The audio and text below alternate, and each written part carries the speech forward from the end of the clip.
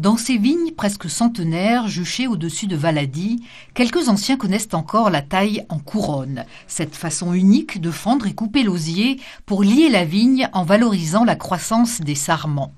La sève se répartit davantage sur l'ensemble de la tige.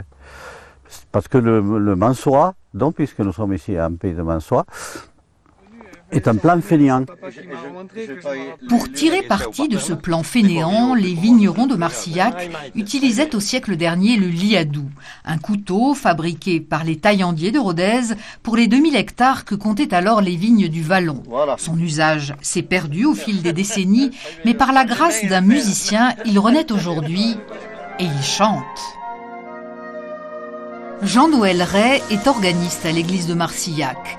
Pour célébrer les 20 ans de l'orgue, il voulait un couteau qui raconte une vigne, qui porte une histoire et chante une église, un couteau fabriqué en bois d'orgue. Voici le tuyau en chêne du basson qui était précédemment posé sur ce pied. Voilà, donc c'était le corps. Le corps et le pied n'allaient pas, donc on a dû sacrifier ce corps pour mettre un autre tuyau. Et c'était un tuyau donc qui faisait une forme d'accordéon. Voilà, et c'est le bois qui nous restait des travaux de la restauration.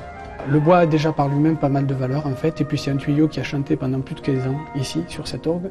Voilà, donc ça rajoute un petit peu à l'affectif qu'on peut apporter à cette initiative.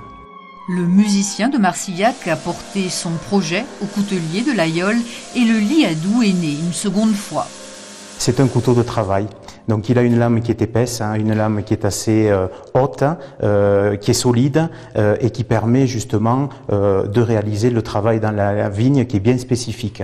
Son manche est aussi assez important, il est très galbé et il permet d'avoir une très bonne prise en main. Un premier tirage de 500 exemplaires sera lancé officiellement jeudi prochain à Marcillac. La fabrication reprendra en septembre et le liadou, bien au-delà des vignes du Vallon de Marcillac, pourra continuer à chanter.